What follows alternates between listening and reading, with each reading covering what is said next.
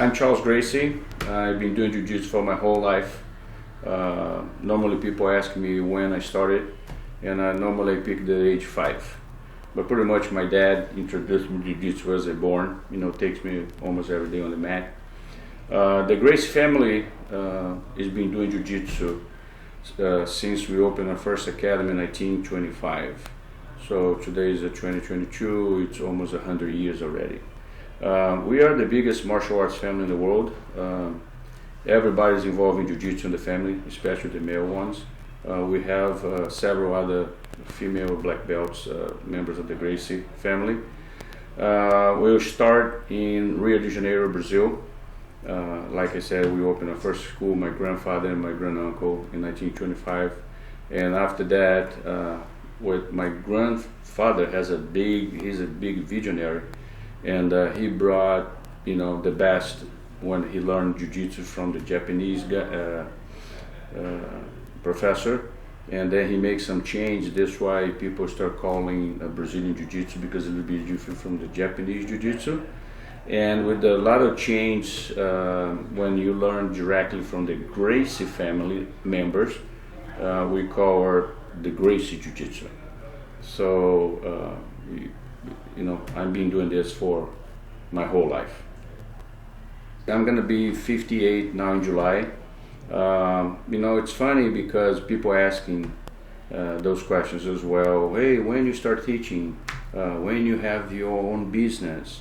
For us, it's very natural because we start training with our uncles and cousins, and some point we start helping the class, very natural, and then on the other time in the life we start teach. But I moved from Rio de Janeiro, where I born, and I live until the 1986, when I moved to Salvador, Bahia, up north. And I started teaching jiu-jitsu in that state for 11 years. But I really run my own business when I moved to the United States in 1997, when I opened my first school in Daly City, California, and the school is still there. When I came here, it's only that school. Today we have 12 schools around California. So 9:30 today. I have to spend a couple of extra hours on the office job, and I came on at 6:30, about 6:30, and I work until 8:30, just to the office. After that, we're gonna get going for the bell promotion from 9:30 all the way to 3 o'clock. So it's a lot of work. I tell a bunch of people, I consider myself very lucky, blessed, because I've been doing what I'm doing for my whole life because I have passion, because I love what I'm doing. It's not when you wake up and, oh God, I have to go to work. I spend more time in my academy, I spend more time on the mat than times I spend at home. So this is my home. This is part of my house.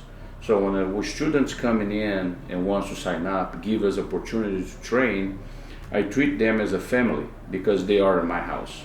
If it's not a family, it's a good friends, because that's not just a gym. We run as a family atmosphere, and that's as important with our network, with all schools. They need to understand jiu-jitsu is not just to train, just to compete, just to protect yourself. It's the whole thing in general, because jiu-jitsu is not a martial art. That's what we consider is more a lifestyle, because you can learn, you can take advantage what you learn, and not just the techniques, but learn how to respect the other ones, how to respect the little ones, how to respect the bigger ones, the skinnier, the stronger, because here it's not about power, it's about leverage. And that teaches you how a smaller person, when they tap you out, how you to be humble and hold your ego. So I think the most thing my mentors, on the mat, I think is the principle of 3 things, the integrity, the be honest, be thankful, grateful, all those things. A lot of parents come to us and say how much we change their kids' life. Even the kids' special needs, some kids have HGA or things like that. It's unbelievable how this thing changed. And always I say, my grandfather, who created this whole thing, he's a big visionary, and I know if he's still alive today, he'll be proud of what he did. And he said, this is exactly what I'm looking for 100 years ago.